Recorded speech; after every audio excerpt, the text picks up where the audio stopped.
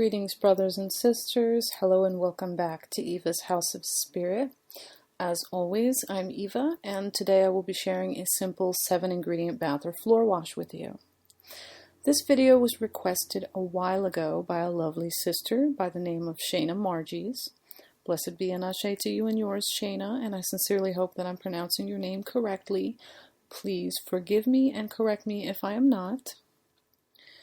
With that said, I want to remind you all that this bath or floor wash is not meant to take the place of mundane action in dealing with an affliction. This should not take the place of traditional therapy or medical care. Instead, this work is meant to complement and thus aid in the healing process as you receive therapy or medical treatment. Also, if a doctor tells you not to soak in a bath for a particular reason, please don't go soaking in this bath against doctor's orders. Instead, you might have someone make up the floor wash version of this recipe for you, and they can use it to wash the floors and surfaces of wherever you will happen to be staying as you heal. Unless, of course, you're laid up in the hospital. It's probably not a good idea to bring cleaning supplies into a hospital setting, as sometimes rooms are shared, and depending on what's going on with the patients that share your space, the scent from the added lemon or pine cleaner in the floor wash might not have good effects on them. You never know if someone sharing the room with you might have an issue with asthma or some kind of breathing condition or something like that, something with their lungs. You never know, so it's best to play it safe. Overall, I'm just going to advise, please use your best judgment in working with this formula in less than ideal situations. One of the ingredients of this bath is going to have to be prepared in advance. So this is something that you're going to have to plan ahead for. And the same is true for the floor wash, because this ingredient is going to be in both the bath and the floor wash. So the first thing you're going to need is a stone elixir. And the reason for a stone elixir in this case is for its grounding and centering quality. Depending on the affliction, for example, if it's an emotional one, if it's a mental one, grounding can be very, very important. But even sometimes in dealing with physical afflictions, a patient can find a lot of solace, a lot of help in sort of being grounded and centered as they deal with what's wrong. It's sometimes certain illnesses, they can really take an emotional and mental toll on you, even if they're physical. So I felt it would be very important to include in this recipe something that would add in a grounding effect for the patient. Now, I recommend using a common stone for this, but if you choose to use a crystal instead of a common stone, you can absolutely do that. I do recommend, though, that if you're not using a common stone that has been out in nature, and therefore that is very energetically clean, if you're going to use a crystal instead, be sure to cleanse the crystal before you go using it for this. And the kind of crystal that you may want to use for this should be one with grounding and centering properties to it, obviously. So that said, when you go to select your stone, assuming you're going to use a common stone, go out in nature, select a stone that you feel drawn to using. I generally prefer smooth, rounded stones, but you don't have to use smooth, rounded stones. The most important thing about the stone is that it is a stone, because stone is of the earth element, and therefore stone is very grounding and centering. So yes, select a stone, bring it back inside, make sure that you clean it, because it's probably going to have a lot of soil on it, dirt, whatever. You want to clean the stone really well. You can use soap and water. Soap's not going to hurt anything. Cleanse up the stone, like physically clean it, You don't necessarily have to cleanse a stone if it's been in nature, especially if it's been like in the earth for a while, because the earth has nature and the earth have a natural cleansing effect on things that are within it. And assuming the stone has been there for a while, you don't have to worry about vibrations that are counter to what you're seeking to do. It's a very natural, clean vibration. So with that said, once you have cleaned the stone, or if you're working with a crystal that you purchased somewhere or that you've had, once you've cleansed the stone of previous energies, you're going to place the stone in a clean glass, and you're going to fill the glass with clean water. It can be tap water, that's fine if that's all you have, or if you choose to use spring water or filtered water or distilled water, that's fine as well. But you want to let this water sit with the stone in it for approximately 6 to 8 hours. This allows the grounding properties, the grounding energies of the stone to be transferred to the water. And then, the next day, or after 6 to 8 hours have elapsed, then you can use this in the healing bath or floor wash.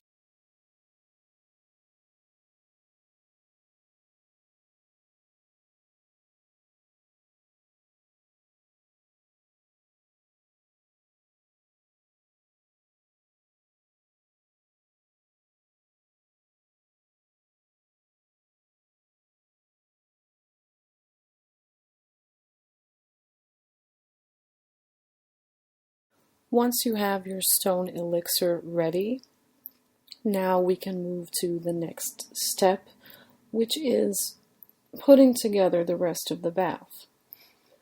What you're going to do with the stone elixir is you're going to pour it into a decent sized cooking pot, which you're going to put on your stove, and you're going to add some more water to it. You want a good amount of water. There's not an exact measurement of how much water you're going to use. You just want to have a good amount of water in there. I mean, this is for a bath, so don't be stingy with that water. Now you're going to add the following herbs into that water. You can just put them directly into the pot and strain them out later, or you can maybe tie them up in some cheesecloth or something, tying up your herbs in some sort of cloth or something. It can make it easier on you later, so you don't have to go pouring all of this water through a strainer, and it's just less work. You can just remove the tied up herbs when you need to later on. The first herbal ingredient you're going to add into your pot with your stone elixir and your water is going to be oats. I think the best kind of oats for this is plain oats. Please maybe avoid using flavored oatmeal packets, because there's like sugar and all kind of stuff in there that has nothing to do with what we're looking to do. What you want to be using is just plain old, like rolled oats. I know that a lot of stores, they sell like store brand plain oats. You want to use something like that, plain oats, plain rolled oats. And you're going to use, I would say, about a 1/4 cup, give or take. You don't have to be exact in your measurements. It's just that you want to be sure that there are oats in this recipe. The reason for the oats is that they are healing and they are soothing. That is their energy on vibration. So we're going to add about a 1/4 cup of oats to this recipe. The second ingredient that we're going to add into the pot with the oats and with the stone elixir and water is we're going to add in some chamomile. The reason for the chamomile is that chamomile is very soothing. It has a very gentle effect. Also, chamomile, it has cleansing qualities in the sense of physical cleansing qualities. It is a mild astringent, but again, it has energies that are very calming, and these are very beneficial to the aim of healing. So we're going to add in some chamomile. In the case of the chamomile, there's not really a set or even approximate measurement that I have for you. As long as you put in some chamomile, maybe about a spoon of chamomile, a decent amount. Again, it doesn't have to be a whole crap load. It doesn't have to be very, very little. You just want to be sure that there's about a spoon of chamomile in there. Now you're also going to add a bay leaf into the pot with the oats and the chamomile and the stone elixir and the water. The bay leaf, the reason why I decided to use a bay leaf in this recipe is that bay is protective. It keeps negativity away. When you are healing, the last thing you need is for negativity to accumulate around you. So, the bay leaf is protective in nature. It wards negativity that may try to creep up on you while you're just trying to heal. Now, the next thing you're going to do is you're going to add some salt into the pot. I recommend using about 1/4 to 1/2 cup of salt in this recipe because this is a bath recipe. You can go a little heavier with your salt. In your floor wash, you're going to use far less salt because salt on floors isn't always a good thing, especially if you're using this wash kind of regularly. But for the bath, again, you can use 1/4 cup to 1/2 cup of salt. If you prefer, you can use sea salt, but if all you have is table salt, do not fret. You can use table salt. And what you're going to do once you add in your salt is you're going to simmer up this bath for a good while. You want the herbs to really infuse well into the water, and you want your salt to dissolve in the water, okay? So it's not like I have a set amount of minutes to be simmering this on your stove, but you just want to make sure your herbs are very well infused and your salt has dissolved into this water. Once you've brewed up your infusion of herbs and salt on your stove for a good amount of time, then you can turn off the heat of your stove, let the mixture cool a little so you don't risk burning yourself when you go to remove the herbs, or if you're straining them out, or if you're just removing the tied up herbs, if you have tied them up in some sort of cheesecloth or something. Let the mixture cool off a little bit so you don't risk injury to yourself when you're going in to get those herbs out. That would kind of be counterproductive. You're making a healing bath. You don't want to burn yourself. So then, the next thing you're going to do is you're going to add a teaspoon of olive oil into this mixture that you have made on your stove. The reason for olive oil is that it has a healing association. It has a blessing and a healing vibration.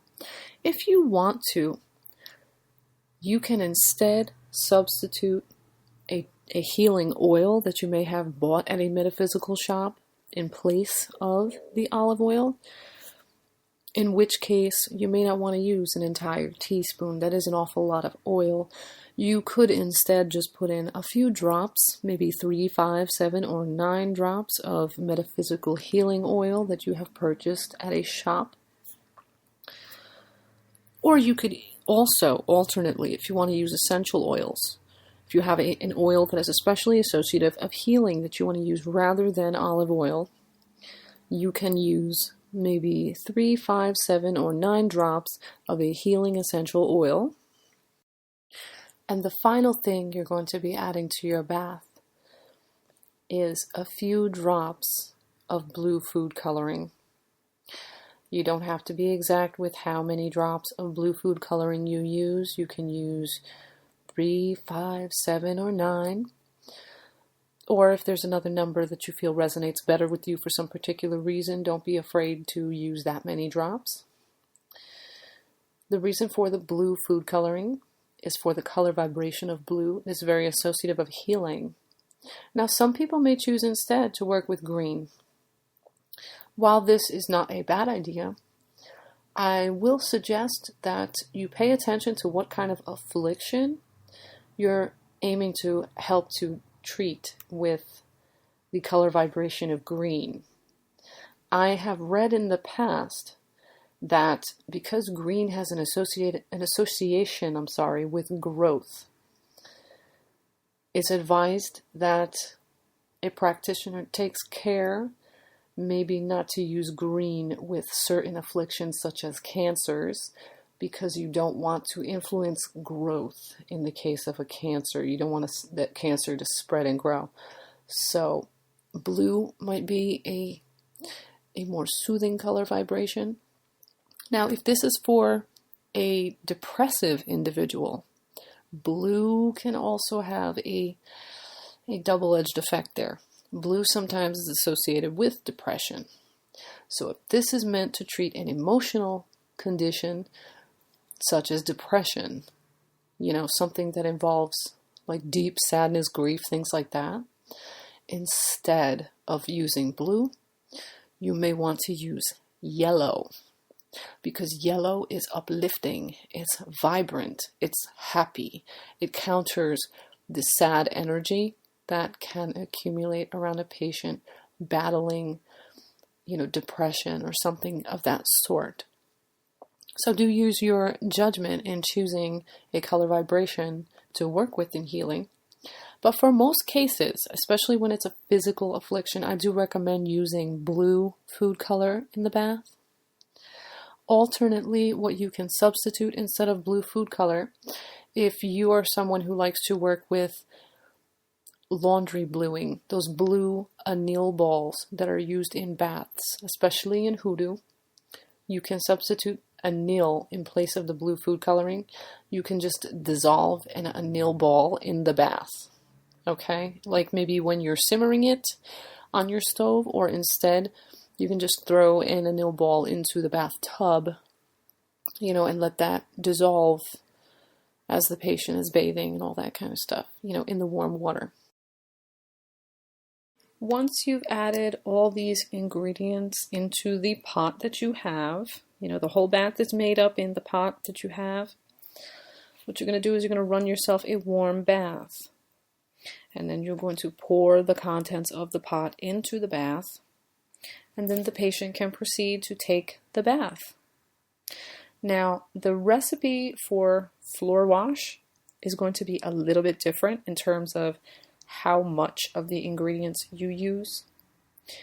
I'm going to show you some stills, some text stills that list how you would go about making this formula into a floor wash.